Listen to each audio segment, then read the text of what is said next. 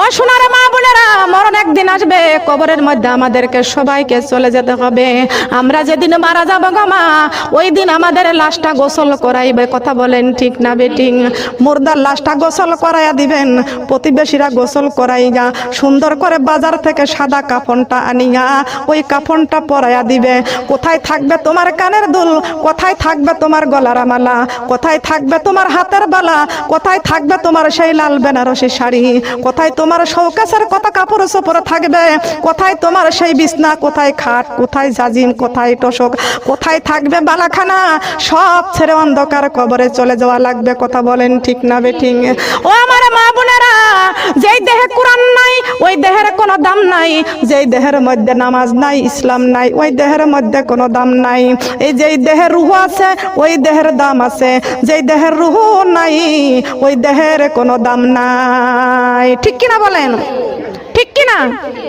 দেহটা বানাইছেন মাটি দিয়া, আল্লাহ পাক রব্বুল আলামিন যে রূহটা দিয়েছেন সেই রূহটা বানাইছেন নূর দিয়া। কি দিয়া বলেন?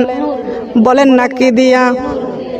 দেহটা বানাইছেন মাটি দিয়া, আর রূহটা বানাইছেন আমার আল্লাহ নূর দিয়া।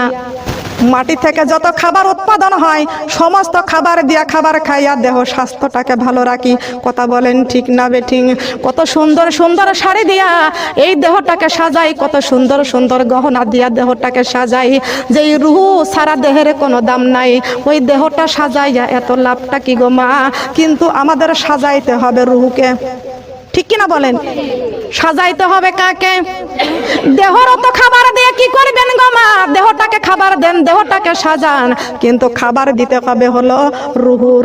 রুহুর খাবার দিতে হবে। এই দেহের খাবারটা হলো জমিন থেকে যা খাবার উৎপাদন হবে তা আপনি খেতে দিবেন দেহকে। আর আল্লাহ পাক রব্বুল আলামিন বলেছেন, আমি আল্লাহ পাক রব্বুল আলামিন রুহুটাকে বানাইছি নূর দিয়া। এই রুহুর খোরাকটা হলো তেলাওয়াতে কুরআন। সুবহানাল্লাহ বলবেন না? তেলাওয়াতে কুরআন তেলাওয়াত করবেন, রুহুকে খাবার দিবেন। বলেন সুবহানাল্লাহ। কই আপনি তো রুহুকে খাবার দেন না? রুহুর খাবারের জন্য তো কখনো চিন্তা করেন না। যেই দেহের রুহু ছাড়া দেহের কোনো দাম নাই, দেহের কোনো মূল্য নাই, আছে নাকি বলেন? আছে নাকি? যদি থাকে তাহলে একটু বলবেন আমার কাছে। চোখ বুঝিলেই দুনিয়া অন্ধকার, চোখ বুঝিলেই দুনিয়াটা অন্ধকার। এই রুহটা যখন চলে যাবে, আপনার আপন আত্মীয় স্বজন গুলো সবাই মিলে খবর পেয়ে যাবে। যেমন এই বাড়ির মুরব্বীটা এখনো মুরব্বী হয় নাই, তাই না? এই বাড়ির মানুষটা অসুস্থ হয়ে পড়েছে, কথা বলতে পারে না, তার জবানটাকে বন্ধ করে দিয়েছেন। আমরা আল্লাহর কাছে দোয়া করবো, মাবুদ রে তার জবানটা খুলে দাও, তার ব্রেনটা ভালো করে দাও, তাকে সুস্থ দান করো, সেবা দান করো। বলেন আমিন। দোয়া করতে হবে না? বলেন দোয়া করতে হবে না?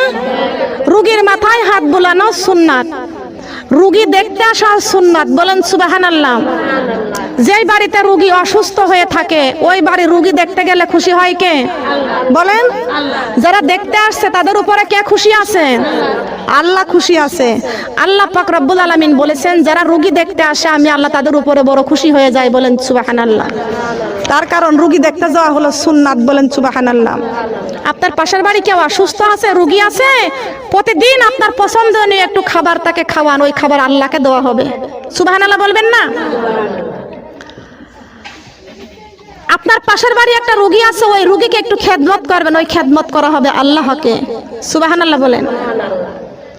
কিন্তু সোনার মা বোনরা খেয়াল করুন, একজন মানুষ যখন মারা যায়, মুমূর্ষ হয়ে যায়, রুহটা যখন চলে যায়, লাশ হয়ে পড়ে থাকে, আপন আত্মীয় স্বজন গুলো তার পাশে আসে। কথা বলেন ঠিক কিনা? খবর পাইয়ে আসবে আত্মীয় স্বজন, তোমার চারি পাশে বসে সবাই করিবে ক্রন্দন।